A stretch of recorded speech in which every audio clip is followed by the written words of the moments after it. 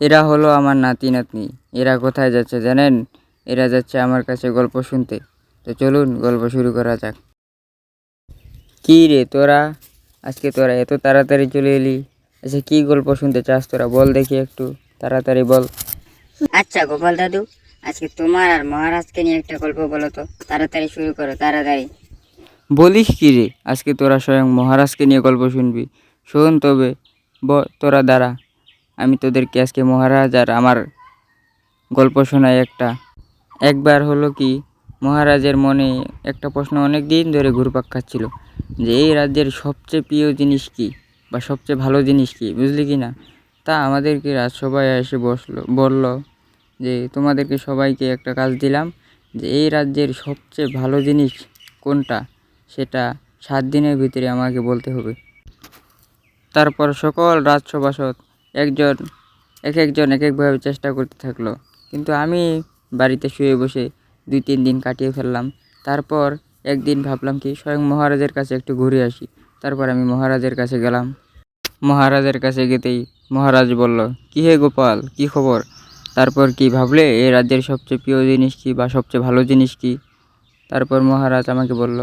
আমি বললাম মহারাজকে, না মহারাজ, আমি এখনও চেষ্টাই করিনি, তবে চেষ্টা করার জন্য কিছু মোহর তো দিতেই হয়। মহারাজ আমাকে 50টা মোহর দিল, বললো এইগুলো মোহর দিয়ে দেখো তুমি রাজ্যের সবচেয়ে ভালো জিনিস খুঁজে বের করতে পারো কি না। তারপর আমি 50টা মোহর নিয়ে হাঁটতে হাঁটতে চলে আসলাম। তারপর তুমি এই 50টা মোহর নিয়ে কি করলে গোপাল দাদু? 50টা মোহর নিয়ে কি বাড়ি চলে আসলে? হ্যাঁ, বাড়ির রাস্তা ধরেই আসছিলাম। তারপর রাস্তায় আস্তে আস্তে বটগাছের নিচে দেখি একটা লোক বসে আছে। তার বাড়িঘর ভেঙে গেছে, তার বাড়িঘর সারানোর মতো কোনো পয়সা নেই। তারপর আমি ওখান থেকে 20টা মোহর তাকে দিয়ে দিলাম। সে আমাকে অনেক ধন্যবাদ দিল। তারপর হাঁটতে হাঁটতে সামনে এসে দেখি একটা লোকের জামা নেই, কাপড় নেই। তারপর তাকে জামা কাপড় কেনার জন্য কিছু মোহর দিলাম। তারপর আবার সামনে আসলাম, আরেকজনকে আবার সাহায্য করলাম। এভাবেই সাহায্য করতে করতে 50টা মোহর শেষ হয়ে গেল। তারপর 7 দিনের দিন আমরা সবাই মহারাজের কাছে গেলাম। সবাই তো এক একজন এক এক কাজ নিয়ে মহারাজকে দেখালো।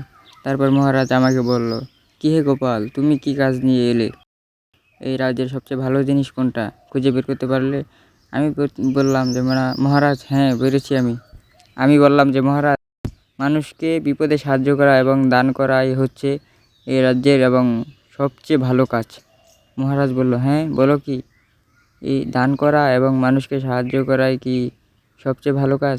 সবাই এক এক কাজ দেখালো, কোনো কাজই মহারাজের পছন্দ হলো না। তারপর আমি যে কথাটা আর কাজের কথাটা বললাম, মহারাজের সেই কথাটা পছন্দ হলো এবং আমাকে পুরস্কার দিল, বুঝলি কি না? এই ছিল আজকে মহারাজ আর আমার সবচেয়ে ভালো জিনিসের গল্প, বুঝলি কি না? দারুণ গল্প গোপাল দাদু, দারুণ। এরকম গল্প আরো চাই। তাহলে সবচেয়ে ভালো জিনিসের গল্প আজকে শুনলাম, আরেকদিন আরেকটা গল্প শুনবো গোপাল দাদু এরকম ভালো জিনিসের। ঠিক আছে, আজকে তবে আমরা আসি। হ্যাঁ, তুমি ভালো হ্যাঁ হ্যাঁ, আজ তবে তোরা আয়, তবে আরেকদিন আরেকটা গল্প শোনাবো। হ্যাঁ, আজ তবে তোরা আয়। আচ্ছা যা আয়।